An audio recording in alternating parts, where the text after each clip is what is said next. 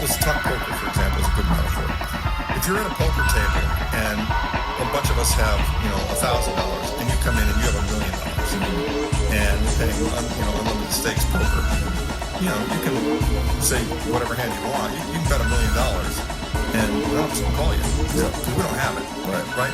You win. Yeah. Okay. That's what the derivative game is, writ large. Right. If you can bluff the market, Lean on your opponents.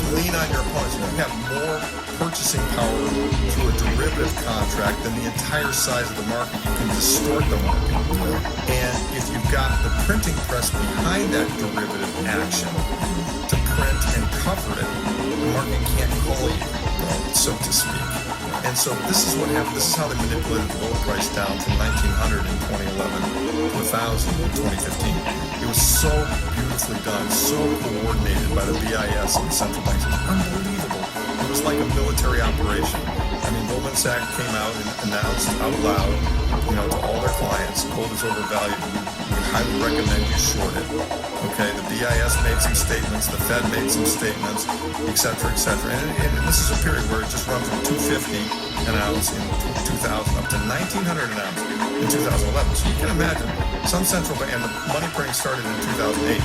So there were some central bankers who were, they had tight sphincters. There's some, holy shit, who's in control of the gold price? This is not good. Okay, so what did they do? Goldman makes the announcements, they get all their clients shorted, okay, they get the central banks shorted, and then within the space of like a month, he just literally bombed the shit out there. It was down to $150 one day. I was on vacation when it happened, just talked about in the book. And the volumes that were going through, there's no way they were rational sellers. No seller nobody had that kind of volume to sell except for the central banks. And so they literally just attacked the gold price and took it from 1,900 down to $1,000. To save their system. And they could do that because they could use the derivatives. I mean, they weren't selling gold that they had, they were selling paper gold, which is part of what's blowing up right now. I mean, the gold game is very much like a big game of musical chairs. There are X number of physical ounces in the world today. Okay, they just exist. They're hard. I mean, you can touch them, feel them, right? Yeah. Okay.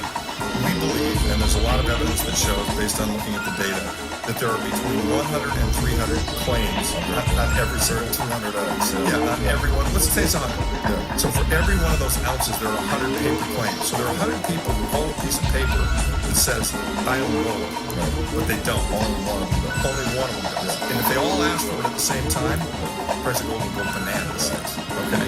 It's the paper gold market. It's the derivative-based paper gold market that has allowed that to occur. This perfectly mirrors fractional reserve bank. Exactly. This perfectly mirrors fractional reserve bank. Exactly. This perfectly mirrors fractional reserve bank. Exactly. This perfectly mirrors fractional reserve bank. Exactly. This perfectly mirrors fractional reserve bank. Exactly.